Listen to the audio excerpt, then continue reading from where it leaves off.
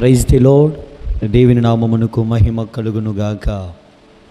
పరిశుద్ధ గ్రంథములో నుండి గలతీలకు రాసిన పత్రిక 6వ అధ్యాయం 7-8 వాక్యాలు మనం ధ్యానించుకుందాం. మోసపోకుడి, దేవుడు వెక్కిరింపబడడు. మనుష్యుడు ఏ విత్తునో ఆ పంటని కొయ్యును. ఏలైనగా తన శరీరచ్చలను బట్టి విత్తువాడు తన శరీరము నుండి క్షయమును పంట కోయును. ఆత్మను బట్టి విత్తువాడు ఆత్మ నుండి నిత్య జీవమును పంట కోయును. మనుష్యుడు ఏ విత్తనం విత్తుతాడో ఆ పంటకి వస్తాడు.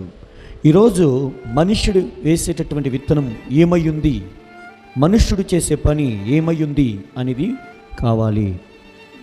మనము సౌలును చూస్తే గనక ఇశ్రాయేలుకు మొట్టమొదటి రాజు సౌలు. అలాంటి సౌలుకు దావీదు మీద విషపు చూపు వచ్చిందంట. ఎందుకంటే సౌలుని 1000 కొలదియు దావీదుని 10,000 కొలదియు స్తుతి గానాలతో అక్కడ ఉన్నటువంటి స్త్రీలు ఇశ్రాయేలులు దావీదుని పొగిడి గణపరిచారు. అది అతనికి ఇష్టము లేక, అది అతనికి ఇంపైనదిగా లేదు కనుక, అది అతనికి నచ్చలేదు కనుక సౌలు అసూయపడ్డాడు దావీదు మీద. ఇంతకీ దావీదు సౌలుకి ఏమవుతాడు అంటే ఏమీ కాదండి, అల్లుడైనటువంటి దావీదు మీద అసూయపడ్డాడు. సౌలు మాంగారు, దావీదుకి సౌలు మాంగారు అవుతాడు. దావీదు సౌలుకి అల్లుడవుతాడు. అల్లుడు మీద అసూయపడ్డాడు.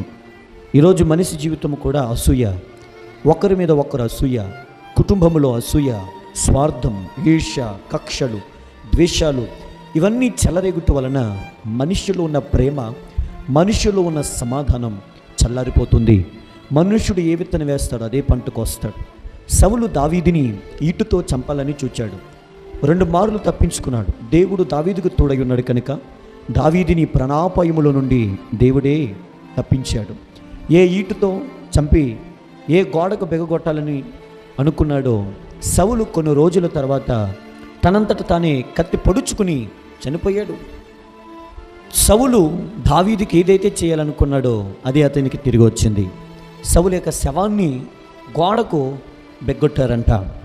సౌలు విత్తనం వేశాడు, అసూయ అనే విత్తనం. అది మరలా అతనికి తిరిగి వచ్చింది. మనుషుడు ఏ విత్తనం వేస్తాడు అదే పంటకు వస్తాడు. సౌలు దావీదు మీద చూపు చూశాడు. దావీదుని చంపాలనుకున్నాడు. దావీదుని అగౌరవపరిచాడు. దావీదు మీద నిందలేశాడు. దావీదును తృణీకరించాడు. దావీదుని ఏదైతే చేయాలని తలంచాడో అదే సౌలుకు వచ్చింది. ఎవరు తీసుకున్న గొయ్యలో వారే పడతారు అనేటువంటి సామెత ప్రకారం సౌలు వేసుకున్న విత్తనం అది మరలా అతనికి తిరిగి వచ్చింది. సౌలు తనంతట తాను పొడుచుకుని చచ్చిపోయాడు. అంటే సౌలు నరకానికి వెళ్ళాడు, ఆత్మహత్య చేసుకున్నాడు.